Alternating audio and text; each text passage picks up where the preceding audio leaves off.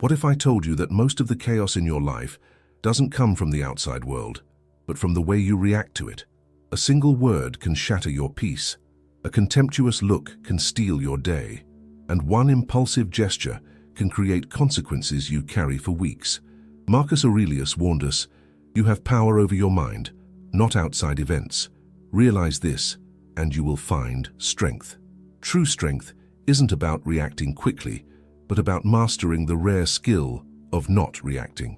Modern science confirms what the Stoics knew 2,000 years ago. Nearly 90% of our daily decisions don't come from reason, but from emotion. This means that if we don't learn to govern our reactions, we spend our entire lives as their slaves. The world shouts, provokes, and pokes, but the power lies in how we choose to respond. In an age of relentless notifications and emotional traps at every corner, calm isn't weakness, it's power. The power of not reacting. If you want to build an inner peace that no chaos can shake, stay with me until the end of this video. And if you find value here, subscribe to the Stoicism Everyday channel. This way, you'll build the habit of tending to your inner peace and growing in maturity with each new lesson. Seneca said, "The greatest remedy for anger is delay." Think about it. A pause, just a few seconds of silence, can save a marriage, preserve a friendship, or prevent a disastrous financial decision. We live in a culture that values speed, quick replies, instant judgments, immediate reactions. But speed without wisdom is just chaos in motion. The pause isn't weakness, it's the invisible shield of the strong.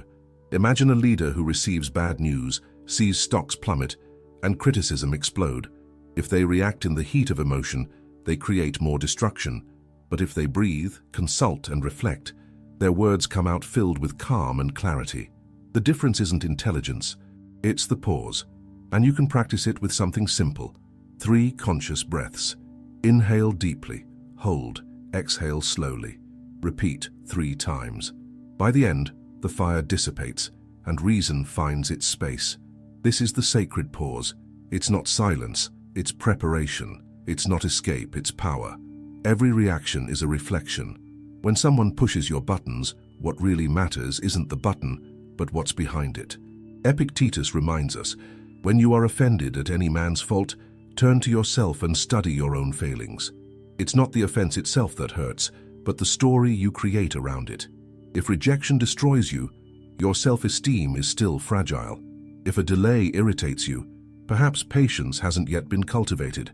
Every reaction is a sign pointing to an internal wound. Many ignore these signs and blame others. He made me angry. She ruined my day. But the Stoic path flips the question, why did I give them that power? The next time you feel provoked, don't react immediately. Ask yourself, what am I feeling? Why do I feel this? What does this reaction reveal about me? In this way, every insult becomes a mirror. Every conflict becomes a classroom.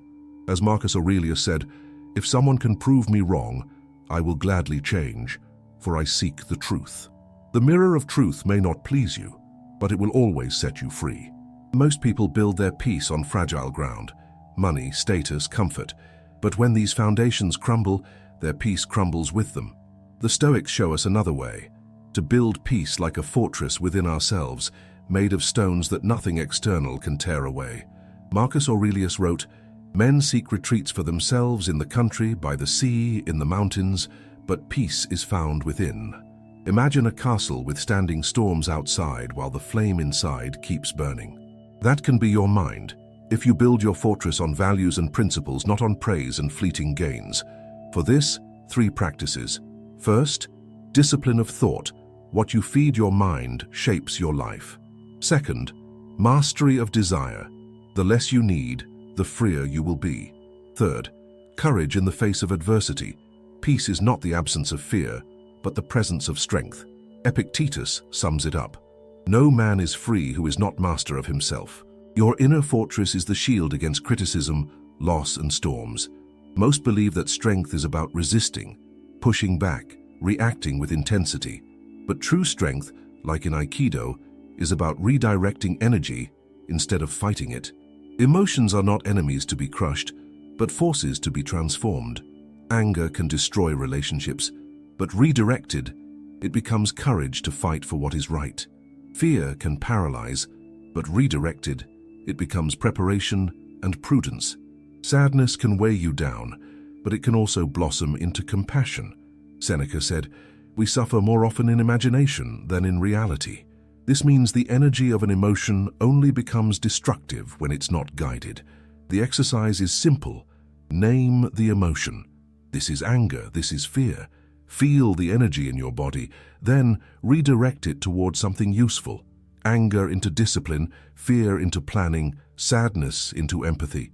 This is not repression, it's transformation. Remember, water doesn't resist the rock, it flows around it, and over time it shapes even the hardest stone. This is emotional Aikido, the art of using every emotion as fuel for growth. Life will break you. That's not a pessimistic view, it's just reality. There will be loss, betrayal, and failures that will shake your soul. But what defines you isn't the fall, it's how you choose to rise. For the Stoics, adversity is not a curse, it's a forge. The fire burns, but it also purifies. Marcus Aurelius said, "The obstacle is the way. What stands in the way becomes the way." The Phoenix principle teaches us to accept reality without resistance, to extract meaning from pain, and to be reborn stronger. Think about the worst moment of your life. You survived it. That alone proves that resilience lives within you. Now imagine not just surviving, but being reborn anew with every fall.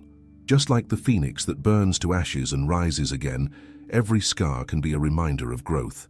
Seneca said, "Fire tests gold, and adversity tests the brave." You are not fragile glass, you are steel forged in fire. Every fall is the beginning of your next ascent. Choosing not to react isn't indifference, it's freedom. It's deciding to respond with intention, not on impulse. The Stoics remind us, no one can rob you of your peace without your permission. In a loud and fast-paced world, calm is one of the greatest advantages you can have. If this message spoke to you, leave a like and subscribe to the Stoicism Everyday channel. Here, every video is a step towards strengthening your inner peace and maturing as a human being. And in the comments, write your declaration. I choose wisdom over reaction.